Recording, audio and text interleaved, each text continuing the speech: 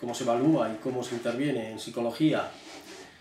Bien, las técnicas de evaluación suelen englobarse generalmente en técnicas de evaluación psicométrica, técnicas observacionales, la entrevista, incluso la observación natural, la observación de la conducta del sujeto en el ámbito natural, en la calle, en el domicilio, en fin, en el trabajo. Lo más habitual es la evaluación observacional, las entrevistas y, por supuesto, también las pruebas psicométricas, los conocidos test, que no son test elaborados de cualquier forma, sino que lo que buscan es el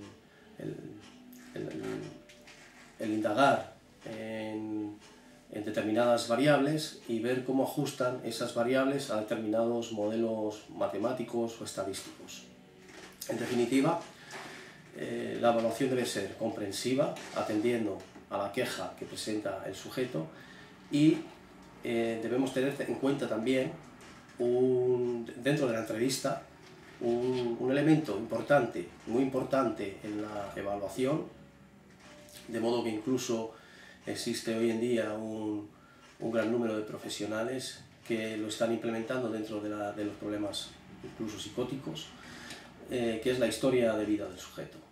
Pero la historia de vida no vista como un producto o elementos que pueden producir determinadas cuestiones a nivel mental, que están incrustadas en el subconsciente del sujeto, sino la historia de vida vista como aquellas variables que pueden llegar a determinar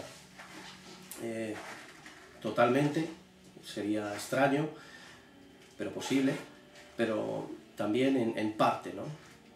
Más en parte que totalmente. Sería indagar aquellas variables que están afectando a la queja actual del sujeto y que están situadas en el tiempo, en la propia historia de vida de la persona. De modo que ahí pueden aparecer determinados fenómenos de condicionamiento, en fin, cuestiones relativas a cómo se han desarrollado las contingencias de vida de esa persona y cómo están afectando a la problemática actual.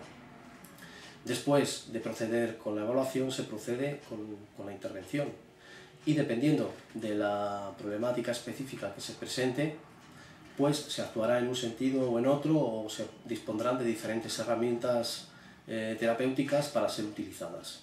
Es decir, no todo vale. En psicología no se trata de hablar solamente. Evidentemente el charlar es fundamental, porque si no, no tendríamos conocimiento del caso, o sería más difícil tener conocimiento del caso. Evidentemente, si usamos la observación, pues claro que sí, podríamos llegar a conclusiones, pero la charla es importante. En muchos casos, en gran parte de los casos, la charla es una de las herramientas, o es la herramienta terapéutica. Pero en la mayor parte de los casos a tratar, la charla es una herramienta más, ¿no? De modo que también se procede con determinados tratamientos en los cuales existen componentes que son de hacer, más de hacer que de decir. ¿Qué quiere decir esto? Pues que son tratamientos enfocados a activar a la persona, a fomentar determinadas actividades o a inhibirlas, depende, y en todo caso se trata de trabajar.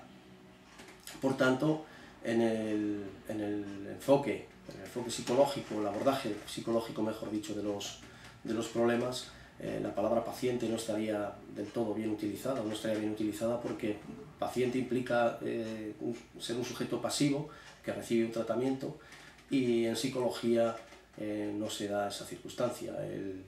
El paciente, entre comillas, mejor dicho, usuario del servicio, es la persona importante, es el protagonista, porque lo que se pretende es establecer diferentes cambios en la conducta del sujeto, y por tanto él es el protagonista, es el propio sujeto activo de su propio cambio. Si fuera pasivo no tendría eficacia, sería más difícil conseguir los objetivos. Por tanto, la persona que acude a ayuda psicológica,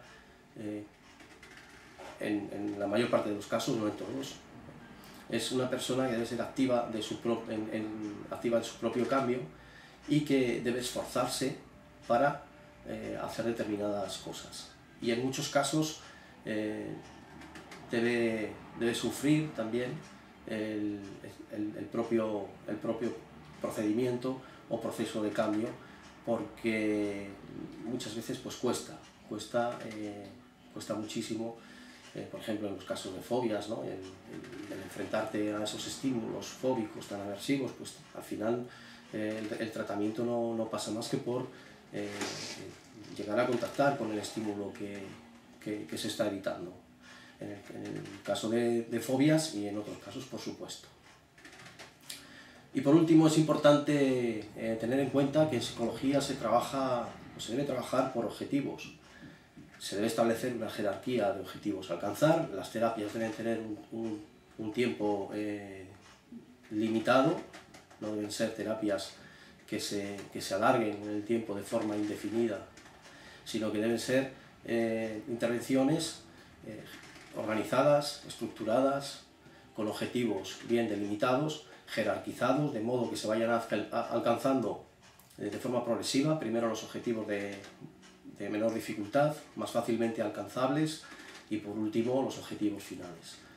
En definitiva, el tratamiento, la intervención en psicología es una intervención estructurada, sometida a validación científica, a validación empírica, y debe ser limitada en el tiempo, no se debe extender más allá de lo que es razonable. Y por supuesto ahí el usuario, también llamado a veces paciente, pues tiene mucho que decir, porque conforma un equipo con el profesional. El profesional no es una autoridad que imparte, que prescribe, que ordena, sino que es una persona que dirige en la mayor parte de los momentos de la intervención, y sobre todo colabora con el paciente, y el paciente colabora con el profesional. De aquí sacamos otra conclusión, y es que la relación entre usuario y profesional debe ser una relación basada en la confianza. Si no existe una voluntad de cambio y si no existe confianza, la terapia es muy difícil llevarla a cabo en la mayor parte de los casos. Existen otras intervenciones en las que esto no es necesario, pero en términos o por regla general, la colaboración y la implicación del usuario con el profesional y viceversa, del profesional con el usuario, es fundamental.